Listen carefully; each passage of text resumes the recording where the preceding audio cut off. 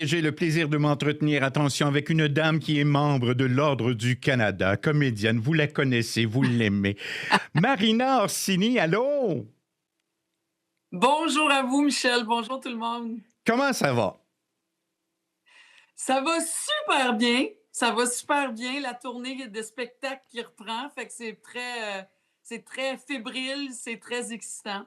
Alors, le spectacle s'appelle, bien sûr, Reconstruire les saisons. C'est présenté à Saint-Hyacinthe, à la salle Juliette Lassonde, le 5 février prochain, au Centre des Arts, bien sûr.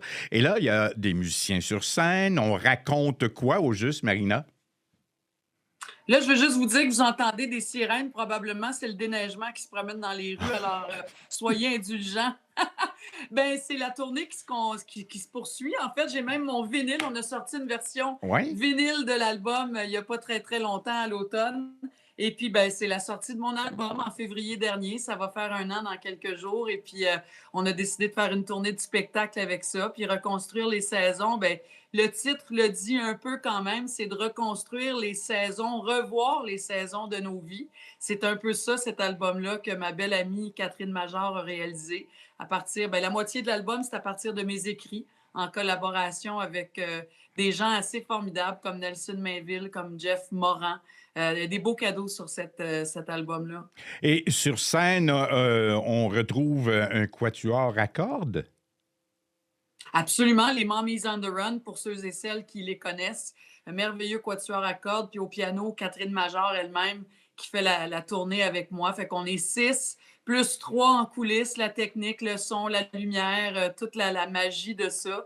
Et puis on poursuit jusqu'à l'automne prochain, donc nos spectacles. Puis on est bien excités. Là, le 5 février, là, à Saint-Hyacinthe, on Mhm. s'en vient, c'est là qu'on recommence. Ça va être la quatrième fois que je fais mon spectacle. Fait que c'est encore très, très, très nouveau dans ma vie.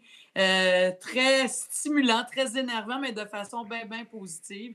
Et puis, ben, c'est un peu, moi, j'aime bien dire que c'est un peu une lettre d'amour à l'amour. Ça parle évidemment de nostalgie aussi. Puis, c'est drôle parce qu'en ouverture de mon spectacle, je dis, moi, je ne suis pas une nostalgique dans la vie.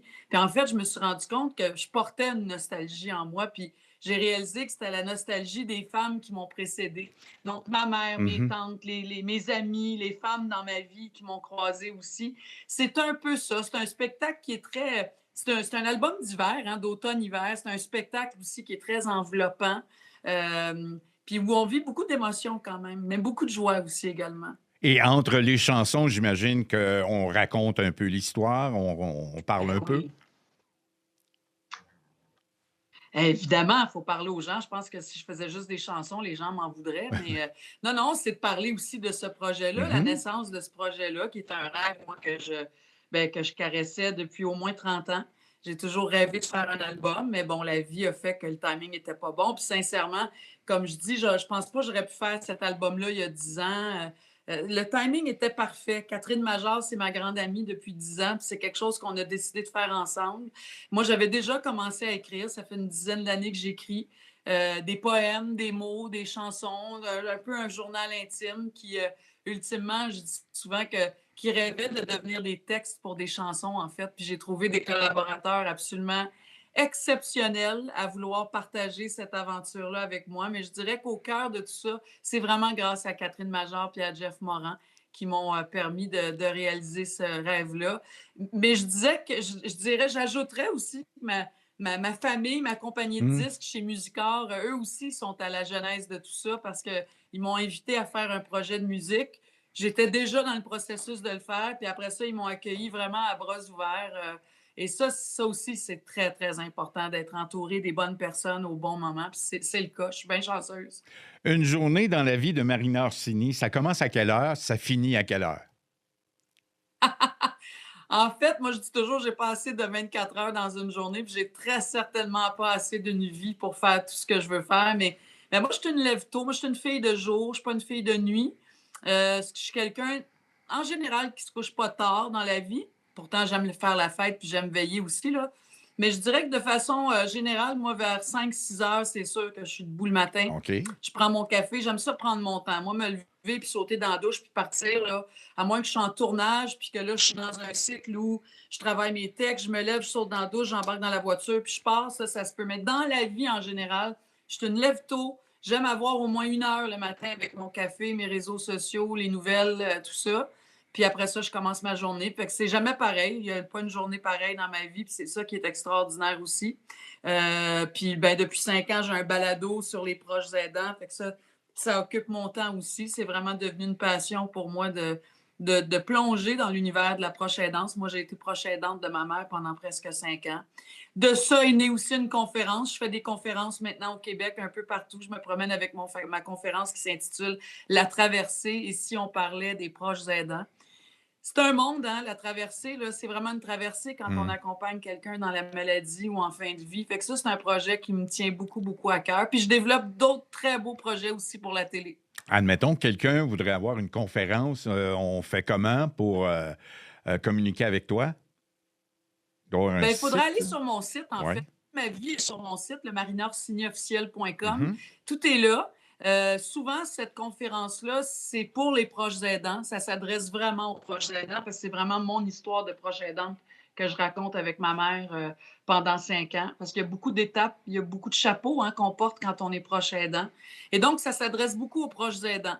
Alors, des fois, c'est dans des organismes communautaires, des fois, c'est dans des salons pour aînés, les 50 ans et plus. Partout où on veut parler, en fait, de proche aidance, je suis là. C'est vraiment ça qui m'intéresse. Il y a toutes sortes de gens qui se retrouvent là. Parfois, c'est de ces gens qui développent aussi des services pour les proches aidants. Alors, je me retrouve un peu partout, puis un peu partout au Québec. Puis c'est une vraie, vraie grande joie. J'ai commencé ça l'automne dernier, là, puis je poursuis encore cette année. Donc, pour le spectacle Reconstruire les saisons, le 5 février au Centre des Arts Juliette Lassonde à Saint-Hyacinthe, on s'attend à un gros, gros show. Est-ce qu'on rencontre les gens après le spectacle?